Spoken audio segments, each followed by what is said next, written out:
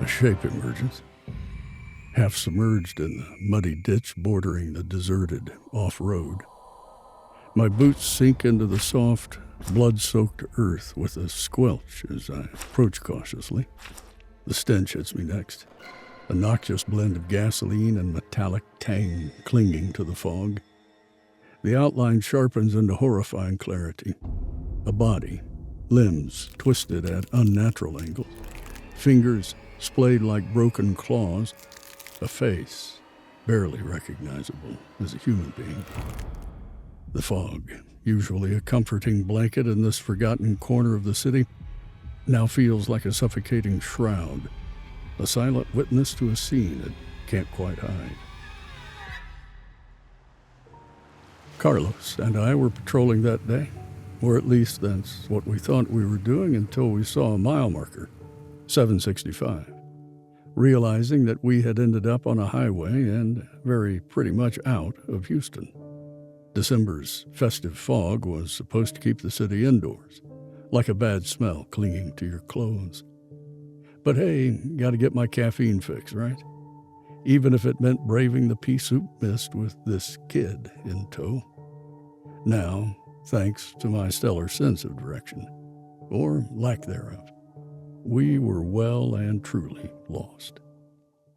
We had the bus's blues flashing, trying to light up the scene, because our fog lights were useless. However, the strobing dance of the emergency lights did little to pierce the oppressive fog. The sirens, a hungry wolf howling into the void, served as a warning in this deserted stretch of highway. The weak morning light, filtered through a thick gray blanket, cast an unsettling glow on everything it touched. If we hadn't been creeping along at about 20 miles an hour, we'd have ended up in a wreck. Suddenly, a car materialized right in front of us like a phantom, haphazardly parked on the road. Its driver, breathless and disheveled, was just about to jump behind the wheel as we approached. "Need a hand, pal?" I offered as we came upon him.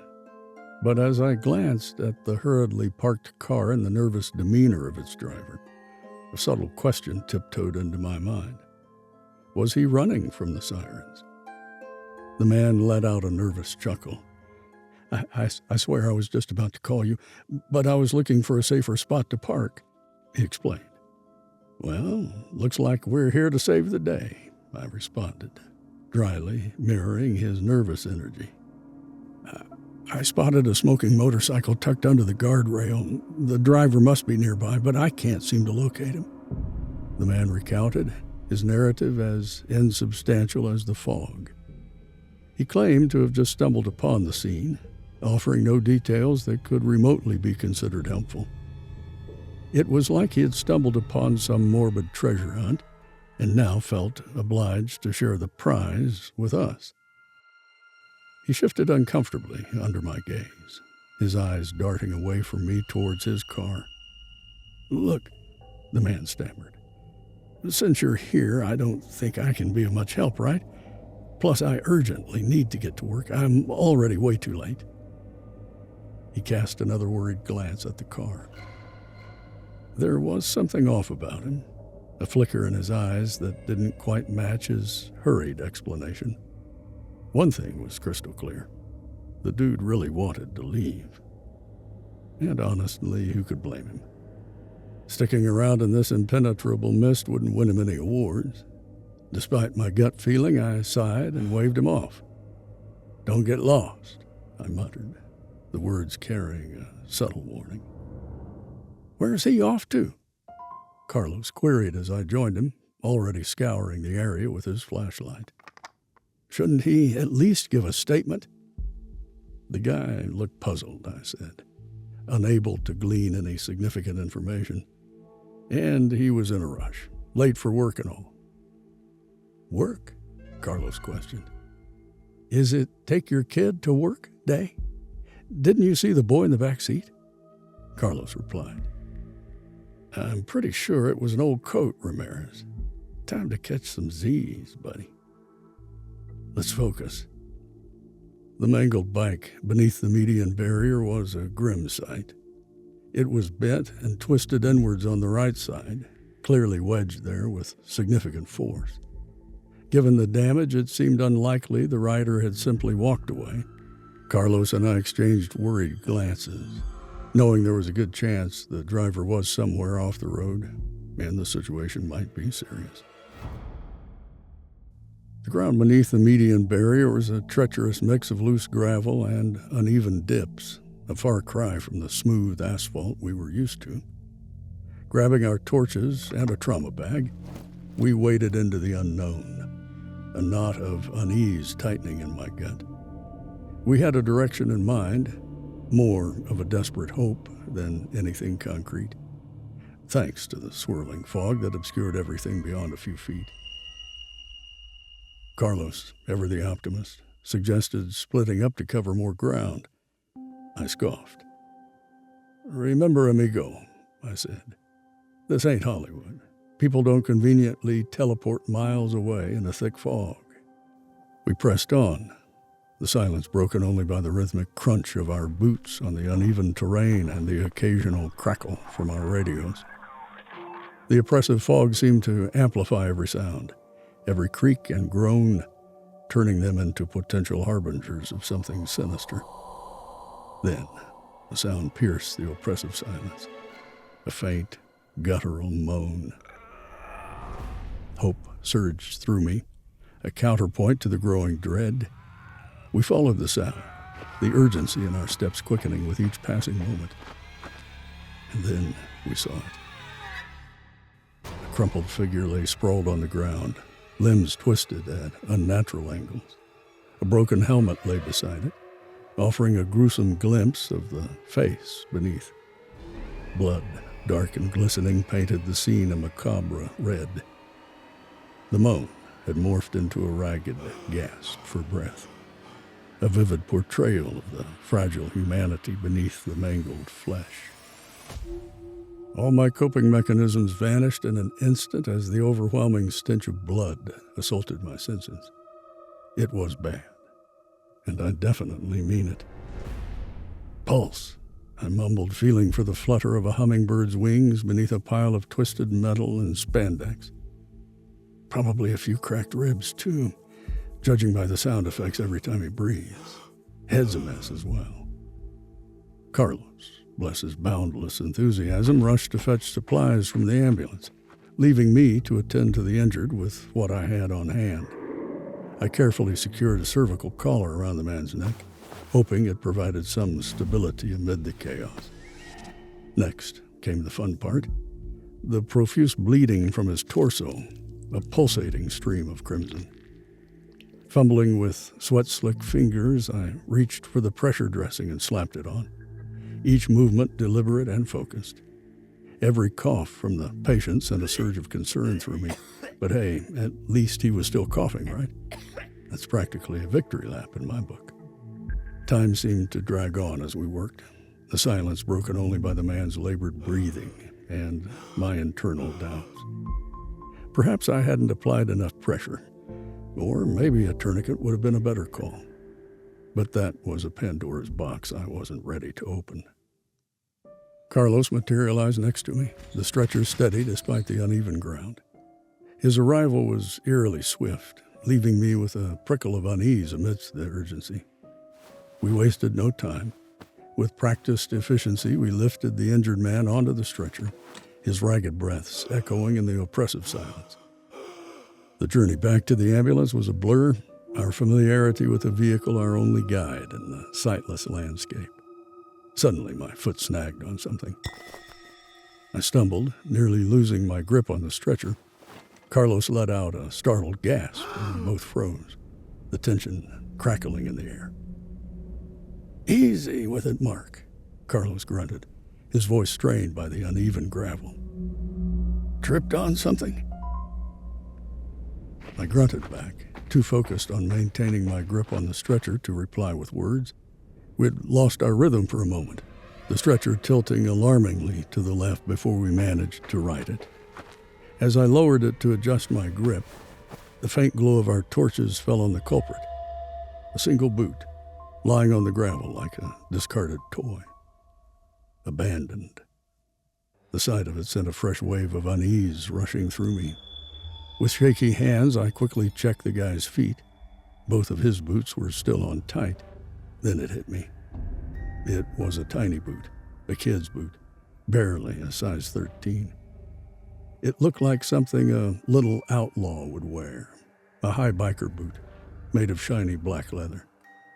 My heart skipped a beat. The injured guy, his face twisted in agony, struggled to talk. A strangled cough escaped his lips, followed by a single, raspy phrase. My boy. Those words, spoken with such effort, hit me like a ton of bricks. He wasn't alone. The implications of the solitary boot, coupled with his desperate attempt to communicate, sent a wave of icy dread through me. There's a kid here, Carlos. I managed, my voice a hoarse whisper. This man had a passenger. I barely finished speaking when I heard it.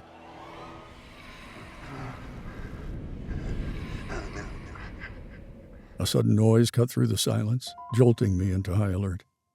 My instincts honed in on its origin, coming from the thick bushes where we found the victim. It felt like a call to action, confirming that more was at stake than just one life. Carlos, did you hear that? I called out, but his focus remained fixed on securing the stretcher and the ambulance, oblivious to the unsettling sound. Ramirez, I exclaimed with frustration, desperately seeking answers amidst the chaos. What, Mark? His reply was curt, urgency evident as he motioned for me to hurry. Get your ass in the back. This guy needs a damn hospital. Carlos barked, his voice tight with strain. But what about the kid? I shouted, a chill of dread gripping me. A little boy, hurt and alone in the suffocating mist. I couldn't ignore the possibility, but Carlos shook his head, his tone unwavering. The boot could have been lost weeks ago, and as for the whisper, the wind can play tricks on your ears, Carlos interjected. We can't risk the patient's life based on a hunch. He's clearly in shock and may not be thinking straight. As he slammed his door shut, my gaze darted between the flickering blue lights and the dark thicket where the faint hum had originated once again. It wasn't the wind. This was different. A low thrumming that vibrated through the soles of my boots. A persistent tremor like a heartbeat against the damp earth. Carlos's urgency snapped me back to reality. He had already called for backup, he informed me. But he stressed that waiting was not an option. We had to act swiftly. Right now. He tried to reassure me, promising that if anyone was out there, they would find him. As the engine roared to life, the dispatcher's voice crackled over the radio. Unit 12, all other... I knew the answer before it came. No available units for backup. I sighed, locking eyes with Carlos. 5 minutes, Carlos, just give me 5, I pleaded. Don't you dare! His voice trailed after me. But I couldn't let doubt paralyze me. The abandoned boot, the man's words, and that haunting sound. They were pieces of a puzzle I had to solve. It was a daring gamble, but I had to find the boy, no matter what. I lurched myself back off-road. The faint whispers that resembled voices, the only clue to my quarry's location, had vanished for a terrifying moment. Lost in the white abyss I stumbled on, every step a tense negotiation between urgency and self-preservation. The uneven terrain threatened to send me sprawling, the limited visibility making every movement fraught. But the noise, a weak, insistent buzzing once again drew me forward, a beacon in the storm of doubt. Worry gnawed at me. Had Carlos seen it right after all? Was there a kid in the back of the car? Could it possibly be the missing child I'd been searching for? The man from the car. So many red flags, yet in the heat of the moment I let him slip through my fingers, the urgency clouding my judgment. I hadn't even taken down his license plate or checked to see if he had any signs of damage from a possible collision. Seconds bled into eternity. Sweat beaded on my forehead, a clammy film despite the chilling fog. Just when despair threatened to engulf me, a faint glint pierced the white veil. Crouching, bracing for another treacherous piece of debris, I spotted it, half buried in the gravel, a small black object, vibrating with a frantic urgency.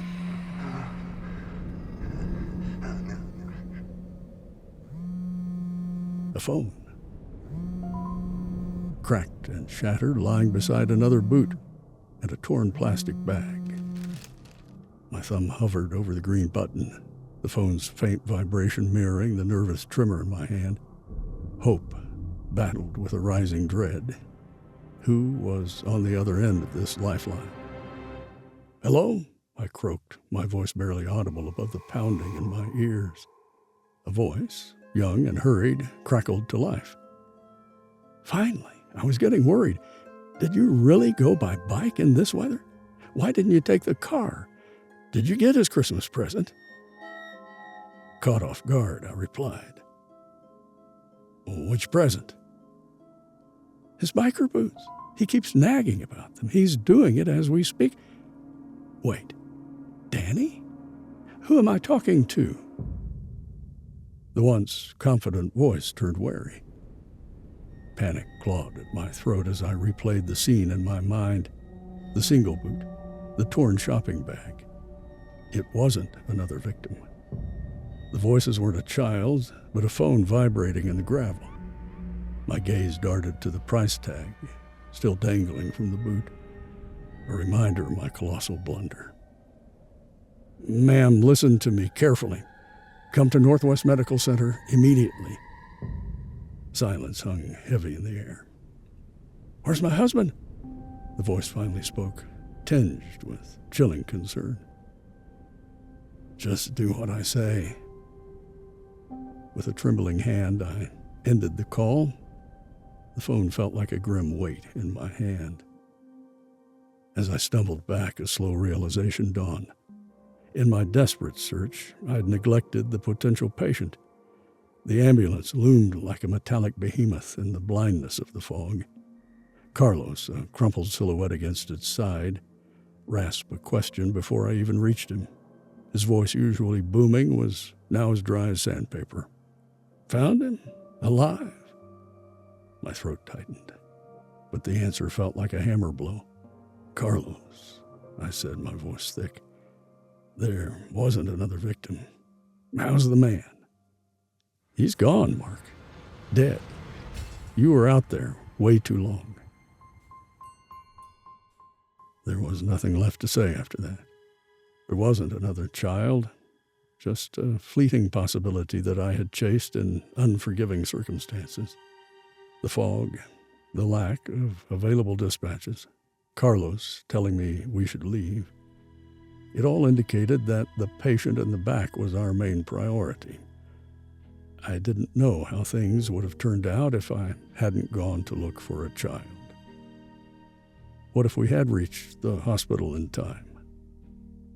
All I could say for myself was, I don't know.